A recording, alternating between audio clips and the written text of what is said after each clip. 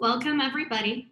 I'm here today to talk a little bit about my upcoming course on the Service Design Academy on August 5th and 6th.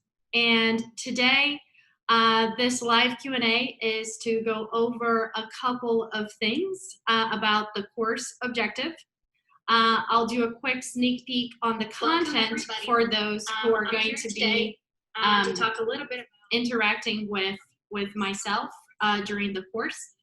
And also, I'm going to be answering a few questions as we go along. Our harmonic design. I wanted to start by quickly talking about a little bit about me.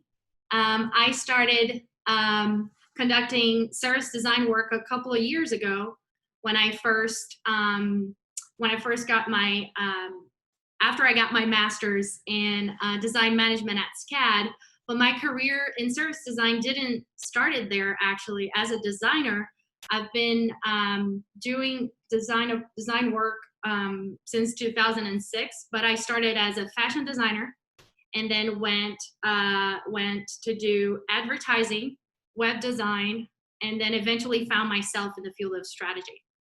And today at Harmonic Design, I experienced the full breadth of the service design approach. And I'll get into the details a little bit further down.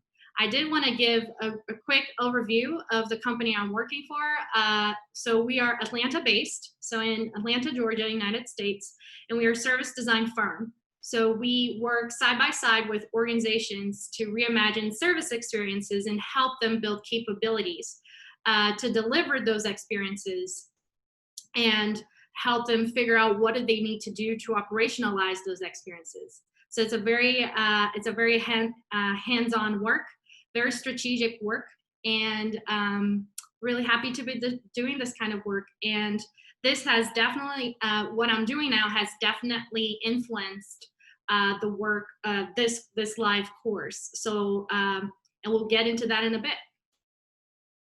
I do want to go over the learning objectives for this course.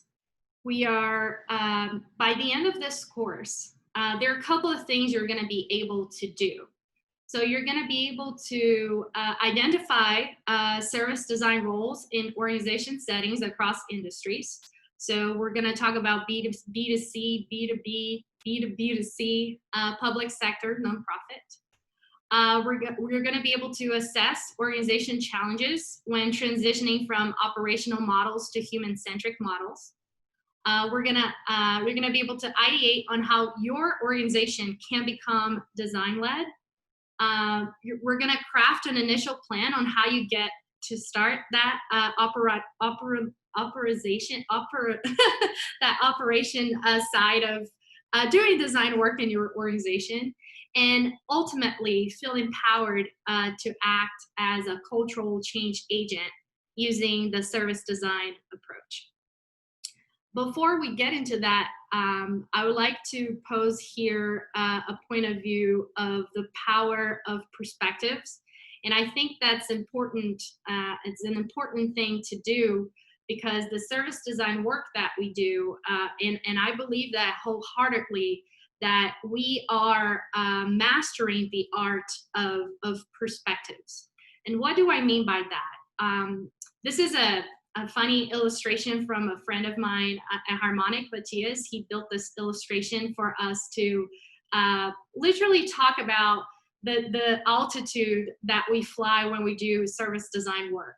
So we are flying in this really weird 10,000 feet altitude. And you know, if you've flown before, you know that sensation. It's not the altitude that it's most comfortable for flying, but you do get to see the view of what's happened, everything that is happening down below, from cars, from the kids playing in the backyard, the height of the buildings.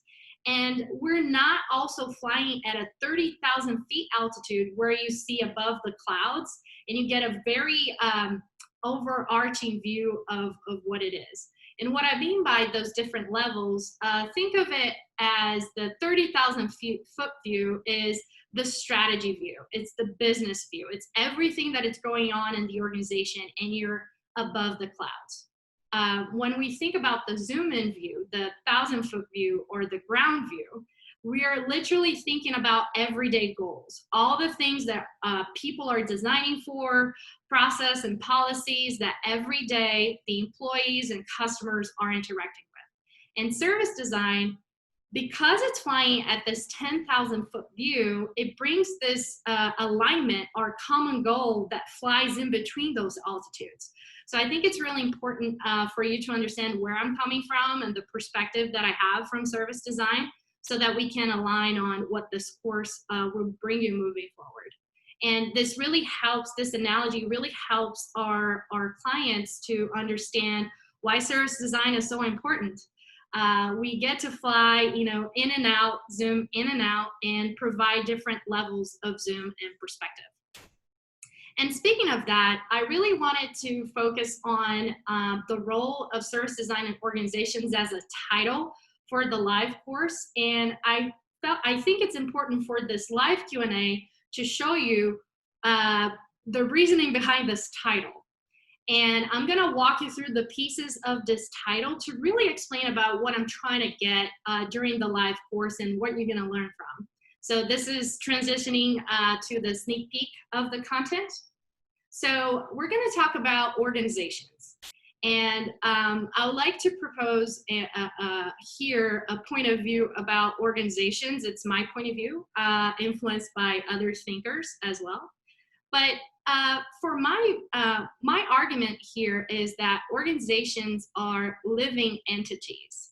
And what do I mean by that is every organization has a set of elements that pieces of it that are intrinsically interconnected, which feels very organic and very complex.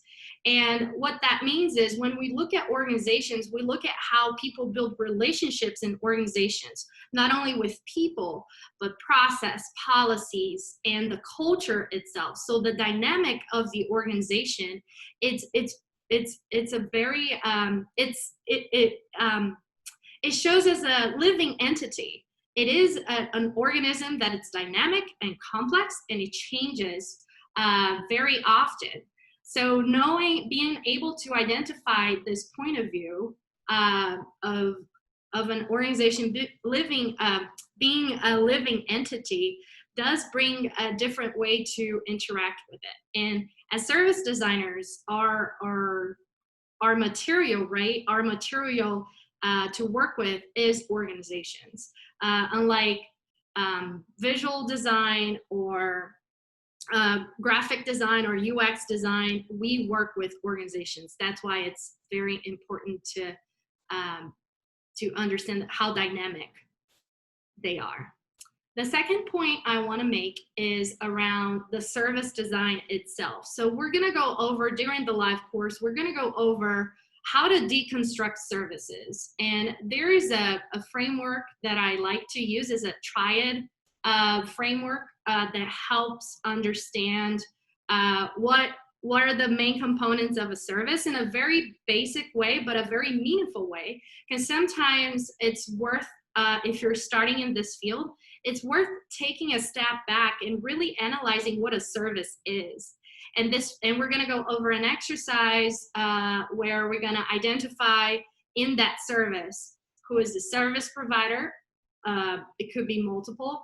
Who is the consumer or the customer, and what is the medium that it's driving that triad relationship? What is the enabler or the artifacts they're binding this triad, this triangle of value exchange? So we're going to talk about how between the medium, the consumer, and the service provider, what is the value that it's being conducted from the relationship. Because understanding that this triad and this triangular relationship and the value that it brings, you can really start shaping your value proposition towards the service offering that you're building towards. So another important point to make that we're going to deep dive during the course. And lastly, I wanted to give you a sneak peek of what do I mean by the role of service design. So the role itself as a person, it needs to add value in some shape or form, right? As service designers, as a person doing service design work, how does that fit into the whole organization setting? So we're going to talk about more in depth. We're going to talk about more in depth of two settings. We're going to talk about the corporate setting and the consultancy setting. But we're also going to tap into public sector and nonprofits. I did wanted to share with you a couple of things that from corporate setting they're going to be talking about as far as the role. So we're going to tap into what are the multiple titles that a service designer might have in a corporate setting, that it's not necessarily the title of service design, but all these all these roles that you see here on this slide, they speak to some shape or form. They speak to some shape or form of service design work. So in a corporate setting, designers that fit into this category and into those multiple roles, they are part of the implementation, and that's a very important point of view to have when you're a researcher on a team, or you're on design ops, or you're working at a CX department. So you get to understand, you get to use a little bit of the service design methods to bring alignment internally. And there are some challenges that comes with it, right? So you get assigned sometimes to a piece of the journey, so you don't get to see, that 10,000 foot view that I mentioned earlier. Unless you're part of the leadership team, where you get to see a little bit of that 30,000 foot view, and sometimes the 10,000 foot view, which will bring you to understand a little bit more how the organization works, but it's still pretty rare. The other type of role that we're going to be talking about, it will be in a consultancy setting, and that's pretty much my background at this point. I've been doing more of a outside-in type of approach, where we're wearing all the hats as a service designer. We're making sure that we're bringing that perspective in, but we're also adapting to the organization dynamic and culture in language. So we're building recommendations on how they can be more design driven, but also there's some challenges with that. You're seen sometimes as the outsider, you have to some shape or form speak multiple languages and make sure you're conveying the right amount of information that means something to that organization. So there's a lot to uncover there, and I'm excited to have the opportunity to talk to those who are going to join the live course to talk a little bit more about what are the challenges and some of additional things that from this outside-in perspective can bring to an organization. And then lastly, I wanted to give you a sneak peek of the framework that we're going to be using as part of day 2, where we're going to do an activity-based session.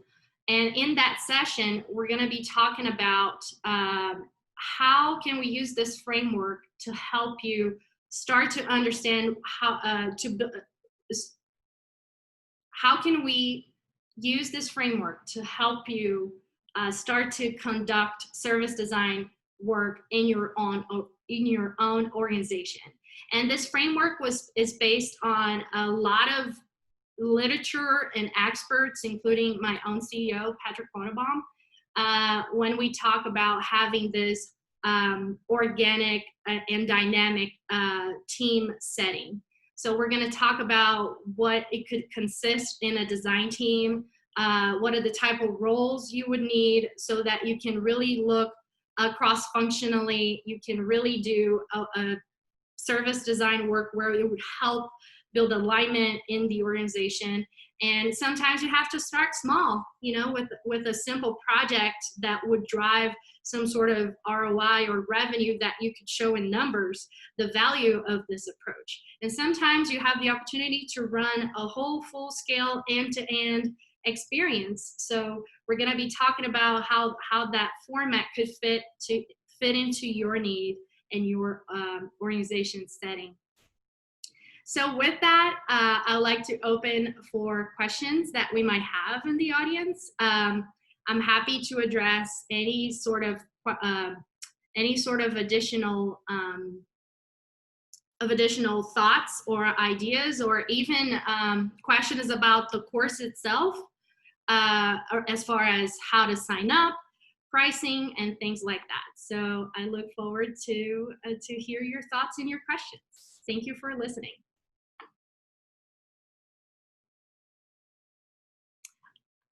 Hi there, Michelle. I see your question coming up here. You asked about who is this course designed for? That's a great question. I covered about the learning objectives, but I didn't necessarily talked about a targeted audience. This live course, I would say it's from beginners to intermediate service designers, UX researchers, designers in general who want to learn more about service design and how they can incorporate service design approaches in their own organization. So it's going to be a very it's a live course really intended to coach and mentor those who are looking for answers on how to identify their own roles in the organization and how they can start to create a plan on how to implement service design in their organization. So that's why it could go from beginners to intermediate, I would say 1 year to 3-4 years of experience in the field. I have another question here from, I hope I say your name right, Temvi. A lot of times it's very difficult to convince organizations to invest time and resources to conduct service design activities. How can we go about that? That is a great question. I'm gonna answer a little bit of that, but the way you described it is exactly the type of question we're gonna cover during the live course. There are so many different ways you can start tackling your argument to convince people to do service design, but it definitely takes a village. So you can't do it on your own. So you have to really start identifying those champions. If you're working in-house, you can identify amongst your colleagues across departments people who are really looking for new ways to problem solve business challenges. So when you start to identifying those people, if you get one or two, you can start thinking about how can you conduct internal trainings or internal meetings or social gatherings where you can just talk about what you believe that can help generate different solutions for complex problems. If you're coming in from a consultant perspective, one-day trainings could help could help bring people in, and especially make sure you bring in those leaders that speak to multiple levels in the organization, where you can work with them and listen to what they have to say about their issues, and really mentor and provide them an avenue, a safe space where they can think differently and think in a designerly way, you know, using our methods and approaches, and having them experience that. That is the whole point of our practice. If we can't help them learn by doing, it doesn't really help at all. So I hope that answers a little bit your question, and we're definitely going to go more in depth during our course. I'm going to go over a slide here that will provide you with an avenue if you want to sign up right now for the live course. You can just scan the QR code you see on the screen, and it will take you directly to the page where you can register for the course.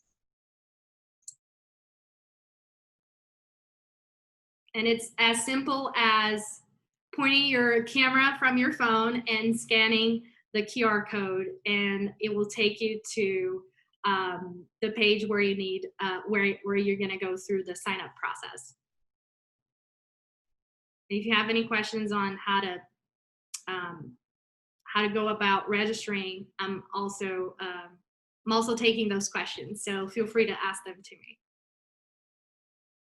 We have an interesting question coming up from Service Labs Design. How do you divide the role between UX roles, service designer, and agile coach IT roles? It is a very loaded question. I only have 2 minutes. But I will say this. I firmly believe that it depends on how your organization setting and your organization is structured, because all these three roles might live in one person, depending on the setting. And what I mean by that is the way that you go about defining the role will impact some shape or form how you conduct your role in the organization. So that's why I want to emphasize that it's going to depend on how your organization is structured and even your culture around agile. There are companies that use agile that are very IT centric. There are companies that have diffused, a completely new way of designing operations internally. They're based on agile. So not only IT, but marketing, HR, and all of the subcomponents of product design also incorporate that.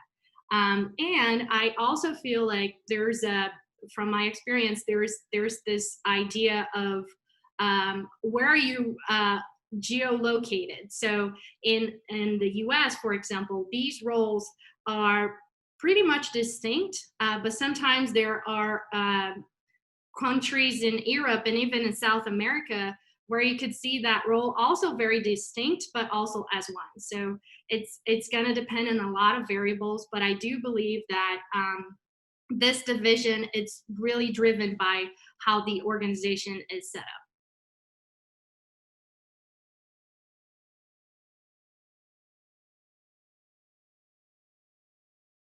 We're getting to the end of the live Q&A. I do want to thank Service Design at Work and Service Design Academy for the opportunity of being live here in their channel, to have you viewers ask me questions. I had great questions coming up from the audience, and I really want to thank them for it.